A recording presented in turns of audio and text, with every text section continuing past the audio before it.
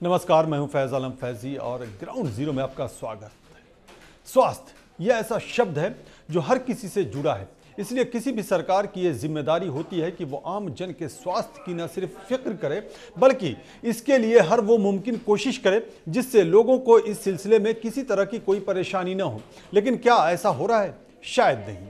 ऐसा इसलिए क्योंकि इसे उत्तराखंड के रुद्रप्रयाग में 108 एम्बुलेंस की खराब हालत को देखकर बखूबी अंदाजा लगाया जा सकता है। रुद्रप्रयाग में 108 एम्बुलेंस की स्थिति इतनी खराब है कि अगर किसी मरीज को अचानक जरूरत पड़ जाए तो सिवाय हाथ मलने या फिर निजी एम्बुलेंस का सहारा लेने के अलावा कोई रास्ता नहीं बचता है। तो फिर सरकार के दावे और वादों का क्या? इसी पर पेश है हमारी यह खास रिपोर्ट भी।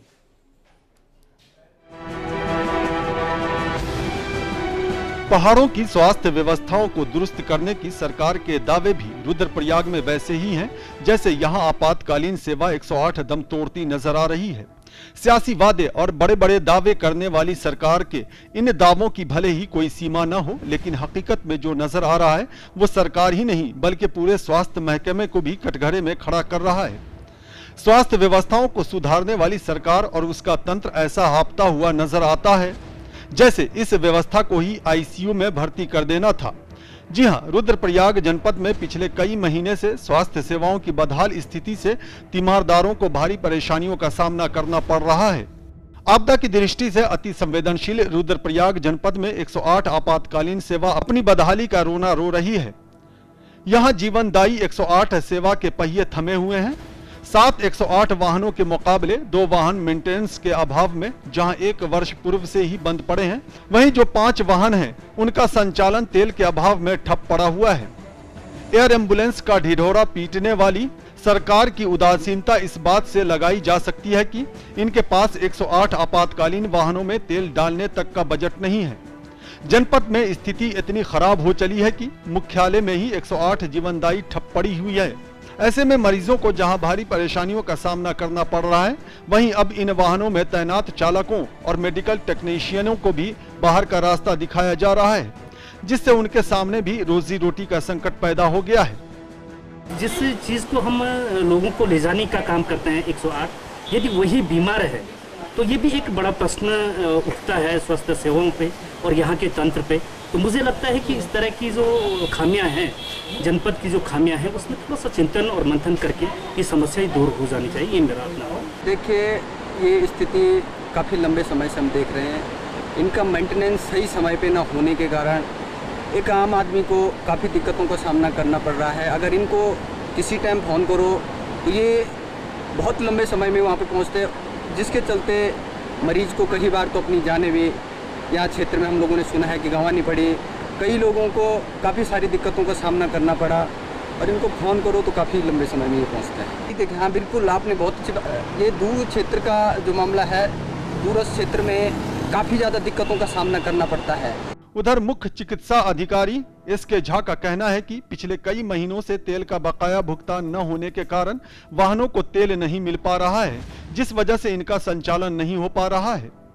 जबकि आपको बताते चले कि जनपद में तैनात जखोली, बसुकेदार, गुप्तकाशी, रुद्रप्रयाग में 108 आपातकालीन सेवा ठप पड़ी है, जबकि इन वाहनों में कई सालों से मेंटेनेंस भी नहीं हुआ है, जिस वजह से इन वाहनों की स्थिति भी खराब बनी हुई है।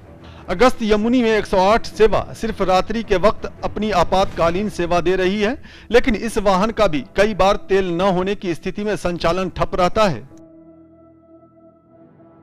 पिछले बार भी प्रॉब्लम हुई थी तो उसमें हम लोगों ने डीएम साहब से मिलके तेल का प्रॉब्लम सॉल्व किया था कि यहाँ से दिया जाए। पंप वाले से मैंने बात भी किया था और पिछले बार दिया गया था। इस बार अभी जो हो रहे हैं तो डीएम सर से मेरी बात हुई है, तो अभी इसलिए 108 कोऑर्डिनेटर को भी बुलाया हुआ है कि पंप वाले से डायरेक्ट बात करके उनको तेल का प्रॉब्लम सॉल्व करें, जैसे पिछले बार भी हमने किया था। अभी 3 चल रही हैं, वो भी पूरा कहीं नाइट है कहीं डे है। जैसे अगस्त मुनि में जो चल रही है नाइट का है, रुद्रप्रयाग वाले डे में चल रहे हैं, बसुकेदार वाले नहीं चल रहे हैं, जखोली वाले नहीं चल रहे हैं, टेक्निकल प्रॉब्लम हो रहे हैं। 108 जैसे जरूरी सेवा का संचालन का ठप होना अपने आप में सरकार की सबसे बड़ी नाकामी है। रुद्रप्रयाग में बुधवार को सुबह हुए सड़क हादसे में अगर 108 वाहन पहुंचता तो शायद जो 3 लोगों की मृत्यु हुई उन्हें बचाया जा सकता था, लेकिन घंटों गुजर जाने के बाद भी आपातकालीन सेवा का न पहुंचना 3 जिंदगियों को लील गया। जहां प्रदेश के मुख्यमंत्री त्रिवेंद्र सिंह रावत दुर्घटनाओं के समय एयर एम्बुलेंस के जरिए तत्काल उपचार एवं राहत बचाव के दावे करते हैं, वहीं जो आपातकालीन 108 सेवा सरकार की ही उदासीनता का दंश झेल रही है, जिससे मरीजों को भारी परेशानियों का सामना करना पड़ रहा है। पहाड़ों में स्वास्थ्य सेवाओं की सेहत सुधारने का दम भरने वाली उत्तराखंड सरकार के दावे ही बीमार नजर आ रहे हैं। रुद्रप्रयाग जनपद में जीवनदायिनी 108 सेवा के पहिए पिछले कई दिनों से थमे हैं और स्थिति इतने हादसे पर जा पहुंची है कि इन वाहनों में तेल डालने तक के पैसे नहीं हैं। आपदा की दृष्टि से अति संवेदनशील रुद्रप्रयाग जनपद में मुख्यालय की ही ये हालत है तो अंदाजा लगाया जा सकता है कि दूरस्थ क्षेत्रों में स्वास्थ्य सेवाएं किस प्रकार से बदहाल बनी हुई हैं। लेकिन सरकारें इस ओर पहले भी गंभीर नजर नहीं आई और अब भी गंभीर नजर नहीं आ रही है। उत्तराखंड में डबल इंजन की दुआई देने वाली बीजेपी सरकार क्या ये तस्वीरें देख पाती है या नहीं, ये आने वाले दिनों में देखने वाली बात होगी। कुलदीप राणा। जी हाँ, तो रुद्रप्रयाग में 108 एम्बुलेंस की जो व्यवस्था है वो सामने आती दिखाई दे रही है। ख़राब स्थिति में है 108 एम्बुलेंस व्यवस्था, जिसकी वजह से आम मरीजों को काफ़ी दुश्वारियों और कठिनाइयों का सामना करना पड़ रहा है।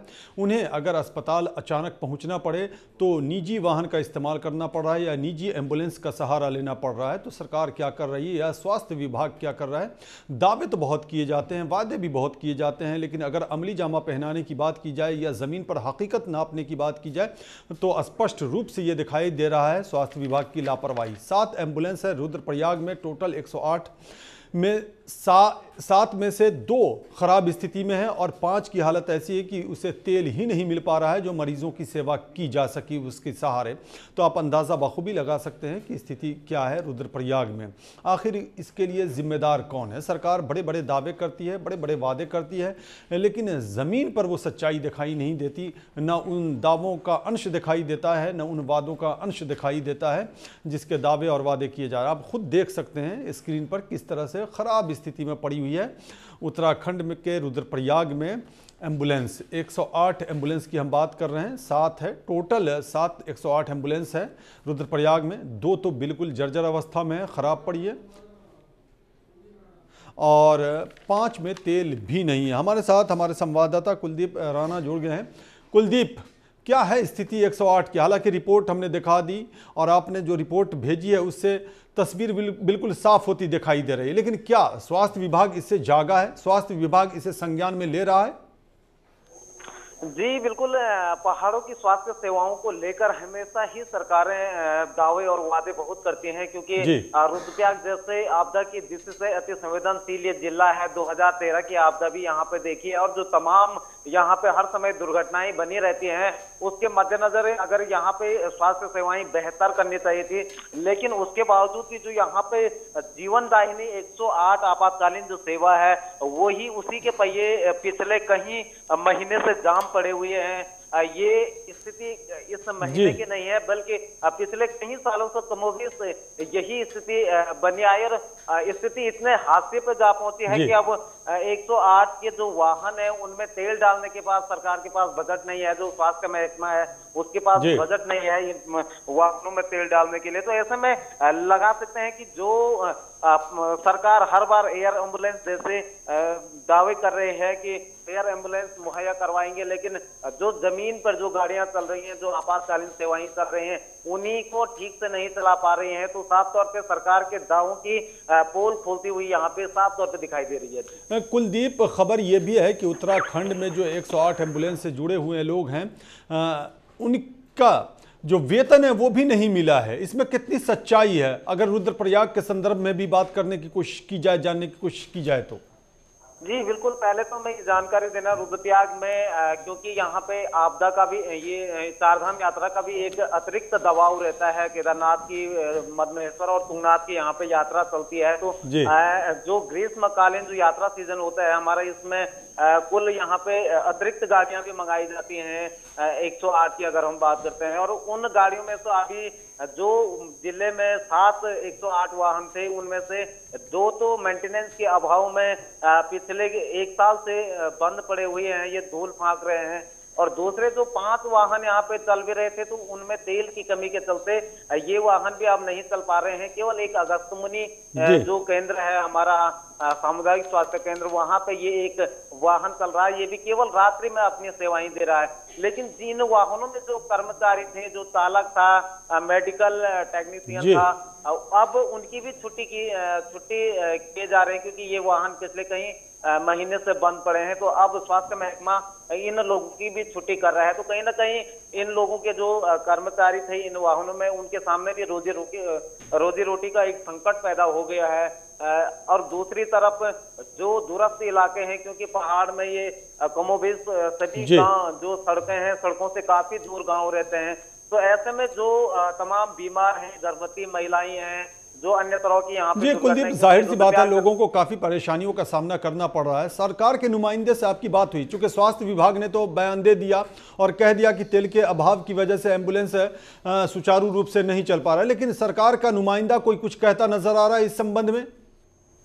जी बिल्कुल, हर बार, क्योंकि हमारे जो हर बार स्वास्थ्य महकमे से और संबंधित जो जनप्रतिनिधि हैं उनसे लगातार बातचीत होती रहती है। हर बार वो इस स्वास्थ्य सुविधाओं को दुरुस्त करने की बातें जरूर करते हैं, लेकिन स्थिति ढाक के वही 3 बात रहती है। कोई इस तरह किसी भी स्थिति में सुधार नहीं किया जा सकता, क्योंकि ये स्थिति हमने पिछली बार भी दिखाया था और लगातार हम इस चीज को दिखाते आ रहे हैं। लेकिन स्वास्थ्य सेवाओं को बेहतर करने की बजाय पहाड़ों में लगातार ये स्थिति पूरी तरह से रसातल की ओर जा रही है और भी बदहाल होती जा रही है। और यही कारण है कि लोग पहाड़ों से लगातार पलायन कर रहे हैं। यहाँ पे लोग जो नीचे मैदानी वाले इलाके हैं उनकी तरफ पलायन कर रहे हैं। तो पहाड़ दिन प्रतिदिन लगातार स्वास्थ्य और शिक्षा की वजह से खाली होते जा रहे हैं। लेकिन कुलदीप, अगर रुद्रप्रयाग की बात की जाए तो जैसा कि आपने रिपोर्ट भी भेजी है कि कुल 7 108 एम्बुलेंस हैं, तो ये सरकारी एम्बुलेंस हैं। क्या मरीजों को प्राइवेट एम्बुलेंस का सहारा लेना पड़ रहा है, निजी वाहनों का सहारा लेना पड़ रहा है? आम लोगों की क्या प्रतिक्रिया है इस पर, क्या कहना है आम लोगों का? जी बिल्कुल बिल्कुल, ये जो क्योंकि आज सुबह ही रुद्रप्रयाग जनपद में एक मैक्स वाहन दुर्घटनाग्रस्त हुआ था। जब लोगों ने 108 वाहन पे कॉल किया था, तो तब भी क्योंकि 100 वाहन यहाँ पे ठप पड़ा हुआ है, तब प्राइवेट गाड़ियों से ही उनका रेस्क्यू किया गया, जो तत्काल उनको उपचार मिलना चाहिए। तो हालांकि उस वाहन दुर्घटना में तत्काल उपचार न मिलने के कारण 4 लोगों ने दम तोड़ दिया है। तो ऐसी स्थितियां केवल 108 की वजह से ये हो रही है। अगर समय पे 108 सेवा पहुंच जाती तो हो सकता था 4 जिंदगियां बच जाती। और इसी तरह से लोगों का साफ तौर पे यहाँ पे रोष है कि सरकार को इन सेवाओं को बेहतर करना चाहिए। और लगातार लोग, अगर ऐसी दुर्घटना होती है, कोई बीमार होता है, तो लोग प्राइवेट वाहनों के जरिए ही अस्पताल तक पहुंचते हैं। जी कुलदीप, आपने जो रिपोर्ट भेजी थी, जो दर्शकों को हमने दिखाई, उसमें आपने जिक्र किया था जो हादसा हुआ है, सड़क दुर्घटना हुई थी जिसमें 3 लोगों की मौत हो गई। क्या वहां भी एम्बुलेंस मुहैया नहीं कराई जा सकी? जैसा कि आपने जिक्र किया है कि वक्त पर अगर एम्बुलेंस मुहैया हो जाती तो शायद ये जिंदगी बचाई जा सकती थी। जी बिल्कुल बिल्कुल, जो आज सुबह तड़के 10 बजे एक दुर्घटना यहाँ पे हुई थी तूना मोटा मोटर मार्ग पे, और वहाँ पे जब दुर्घटना के तुरंत बाद स्थानीय लोगों ने 108 वाहन को वहाँ पे कॉल किया, तो घंटों गुजर जाने के बाद भी 108 वाहन मौके पे नहीं पहुंच पाए और मौके पर ही 2 लोगों ने दम तोड़ दिया।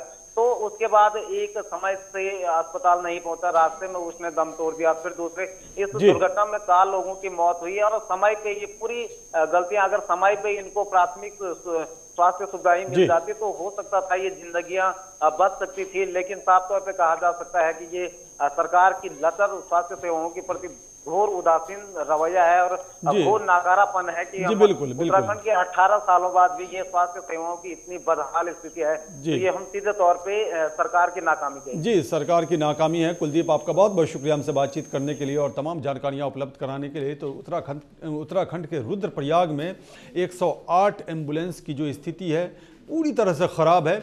कुल 108 एम्बुलेंस की अगर बात की जाए तो 7 है इसकी संख्या, 2 पूरी तरह से ख़राब है। 5 की अगर बात की जाए तो उसमें तेल ही नहीं है। और ख़ुद जो चिकित्सा अधिकारी हैं एस के झा, उन्होंने माना है, उन्होंने कबूल किया है कि तेल नहीं होने की वजह से ये सेवा ठीक तरह से नहीं पेश की जा रही है। लोगों के बीच परेशानियों की जो वजह है वो एक बड़ी वजह ये भी है कि तेल मुहैया नहीं कराया जा रहा है, जिसकी वजह से लोगों को दिक्कतों का सामना करना पड़ रहा है। जिम्मेदार कौन? बड़ा सवाल ये है कि जिम्मेदार कौन? दावे अपनी जगह, वादे अपनी जगह, लेकिन ज़मीनी हकीकत जो है वो सामने है। आप टीवी स्क्रीन पर देख सकते हैं, रुद्रप्रयाग की ये तस्वीर है। आप इससे अंदाज़ा बखूबी लगा सकते हैं कि जिस तरह का दावा किया जाता है या जिस तरह के वादे किए जाते हैं वो खोखले होते हैं। सरकार चाहे जिसकी भी हो, लेकिन आम लोगों की अगर बात की जाए, खास करके वैसे लोगों की बात की जाए जिन्हें दिक्कतों का सामना करना पड़ता है एक जगह से दूसरी जगह जाने में, मरीजों की हम बात कर रहे हैं, अचानक से अगर उनकी तबीयत खराब हो जाए तो उन्हें निजी वाहन का सहारा लेना पड़ता है या निजी एम्बुलेंस का सहारा लेना पड़ता है। बातें तो बड़ी लंबी लंबी की जाती हैं, दावे भी बड़े किए जाते हैं, वादे भी बड़े किए जाते हैं, लेकिन ज़मीनी हकीकत आप रुद्रप्रयाग की इस तस्वीर के ज़रिए समझ सकते हैं कि क्या है हकीकत। तो 2 एम्बुलेंस पूरी तरह से ख़राब और 5 एम्बुलेंस की अगर बात की जाए तो उसमें तेल ही नहीं। पूरे उत्तराखंड की अगर बात की जाए तो खबर ये भी है कि जो एम्बुलेंस से जुड़े हुए कर्मचारी हैं, एम्बुलेंस से जुड़ करके जो काम कर रहे हैं, उन्हें वेतन ही नहीं मिला था जनवरी महीने का 2-4 दिनों तक पहले। तो वेतन अगर वक्त पे नहीं मिले तो जाहिर सी बात है हौसला भी टूटता है कर्मचारियों का, और ये नज़ारा देखने को मिल रहा है। कुल अगर बात की जाए तो 108 एम्बुलेंस की जो संख्या है उत्तराखंड में 139 है और KKS 95 है। तो ये और कंपनी का कहना है कि जो व्यवस्था है वो सुचारू रूप से चल रही है, लेकिन सवाल ये पैदा होता है कि ये जो सामने तस्वीर है, क्या ये झूठी तस्वीर है? क्या इसे कोई झुठला सकता है? क्या इसे कोई गलत साबित कर सकता है? बिल्कुल नहीं, चूंकि ये रुद्रप्रयाग की तस्वीर है और उस एम्बुलेंस की तस्वीर है जो सरकारी देखरेख में आम मरीजों को अस्पताल पहुंचाने के लिए व्यवस्थित की गई थी। यानी कि पूरी तरह से चरमराती व्यवस्था है। दावे भी बहुत सारे किए जाते हैं। अगर स्वास्थ्य महकमे की बात की जाए तो वहाँ की स्थिति ऐसे ही जर्जर नज़र आ रही है, और इसका सबूत खुद पेश कर रहे हैं जो मुख्य चिकित्सा अधिकारी हैं एस के झा। उनका साफ कहना है कि महीनों से तेल का बाकी है, भुगतान ही नहीं हो सका, इसलिए ये व्यवस्था सुचारू रूप से नहीं चल रही। तो आप अंदाज़ा लगा सकते हैं कि एम्बुलेंस में तेल भराने का पैसा नहीं है, और जो तेल भराया गया उसका बकाया भी नहीं चुकता किया गया। तो इससे दिक्कतें तो होंगी ही, कठिनाइयाँ तो होंगी ही। तो इसका जवाब दे कौन? और लक्ष्मण रावत हमारे साथ सोशल एक्टिविस्ट जुड़ गए हैं। लक्ष्मण, क्या नज़ारा है वहाँ? अगर किसी गरीब मरीज को अस्पताल पहुँचाना पड़े तो फिर वो कैसे जाए जब सरकारी व्यवस्था इतनी चरमराई हुई है, खास करके 108 एम्बुलेंस की अगर बात की जाए तो? जी लक्ष्मण, हमारी सरकार ये बोल रही है कि एयर एम्बुलेंस की बात कर रही है जी, उत्तराखंड की एयर एम्बुलेंस चलेगी, लेकिन आज की तारीख में जो है यहाँ पर रुद्रप्रयाग एक संवेदनशील जिला हमारा जी, यहाँ पर एक अभी गाड़ी एक्सीडेंट हुई है सुबह 10 बजे जी, 4 आदमी खत्म हो गए जी, 4 आदमी जो है मर गए, लेकिन वहां पर जो 108 सेवा नहीं आ पाई जी। तो ये आवाज लक्ष्मण, चूंकि आप सोशल एक्टिविस्ट हैं, जाहिर सी बात है आप आवाज उठाते रहे होंगे। अभी आपने जिक्र भी किया कि दावे तो एयर एम्बुलेंस किए जा रहे हैं, लेकिन जो एम्बुलेंस सड़क पे दौड़नी चाहिए वो दौड़ती नजर नहीं आ रही। सरकार का क्या कहना है? स्वास्थ्य विभाग का क्या कहना है? अभी 108 सेवा में तेल नहीं है, तो ड्राइवर बोलते हैं कि तेल नहीं है, वो नहीं है। ये सरकार की ये जो हमारी सरकार त्रिवेंद्र सरकार जो है फेल सरकार है स्वास्थ्य के मामले में। तो ये जो व्यवस्था नजर आ रही है पहले से है या वर्तमान सरकार में? चूंकि शुरू से ही इस तरह के नजारे देखने को मिलते रहे हैं। मिलते हैं सर, पहाड़ में मिलते रहते हैं। अभी यहाँ बारिश हो रही है, यहाँ परेशानी है। अभी 4 डेड बॉडी पड़ी हुई है, यहाँ पे 4 डेड बॉडी जो है हॉस्पिटल में पड़ी है।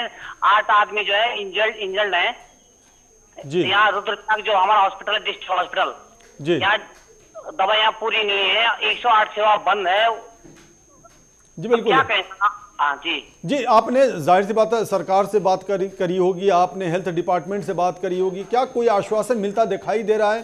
क्या कोई वादे करते दिखाई दे रहे हैं अधिकारी या सरकार के नुमाइंदे? सर यहाँ अधिकारी हमारे अच्छे हैं, लेकिन जो है सरकार की नुमाइंदे जो है अपने काम में व्यस्त हैं।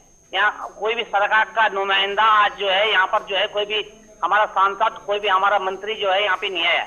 चलिए लक्ष्मण जी, लक्ष्मण जी आपका बहुत बहुत शुक्रिया हमसे बातचीत करने के लिए। जी बिल्कुल बिल्कुल, आपकी बात तहलका इंडिया न्यूज़ के माध्यम से अधिकारियों तक ज़रूर पहुंची होंगी और फिर अधिकारी जागेंगे, सरकार के नुमाइंदे जागेंगे, सरकार को जागना पड़ेगा। चूँकि वादे तो बड़े किए जाते हैं, खास करके वादा ये भी किया जाता है कि एयर एम्बुलेंस की व्यवस्था की जाएगी, लेकिन जो सड़कों पर दौड़ने वाली एम्बुलेंस है उसकी हालत इतनी खस्ता है कि उसका उपयोग तक नहीं हो पा रहा है, उसका इस्तेमाल तक नहीं हो पा रहा है, आम लोगों तक ये नहीं पहुँच पा रही है। एम्बुलेंस व्यवस्था की अगर बात की जाए तो कुल 7 108 एम्बुलेंस हैं रुद्रप्रयाग में, 2 बिल्कुल ख़राब हैं, 5 की स्थिति ऐसी है कि खुद मुख्य चिकित्सा अधिकारी एसके झा का कहना है कि महीनों से तेल का बकाया भुगतान नहीं होने की वजह से वो भी सुचारू रूप से नहीं चल रही है। तो आप अंदाज़ा बखूबी लगा सकते हैं कि स्थिति क्या है, व्यवस्था क्या है।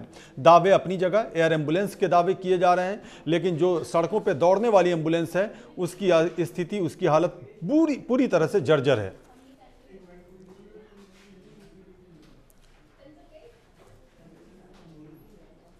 और हमारे साथ देवेंद्र चमोली जुड़ गए हैं, यूकेडी के नेता हैं। देवेंद्र चमोली जी, आपका स्वागत है तहलका इंडिया न्यूज़ में। क्या कहेंगे, 108 एम्बुलेंस की स्थिति बहुत ही खराब, जर्जर, सरकार जाग नहीं रही है, वादे तो बहुत किए जा रहे हैं, दावे भी बहुत किए जा रहे हैं।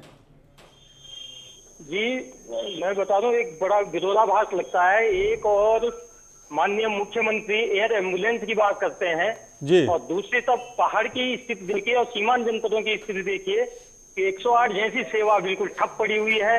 कभी इनके कर्मचारी आंदोलन, अपनी मांगों के लिए आंदोलन पर रहते हैं, कभी डीजल और तेल के अभाव में ये एम्बुलेंस खड़ी रहती है।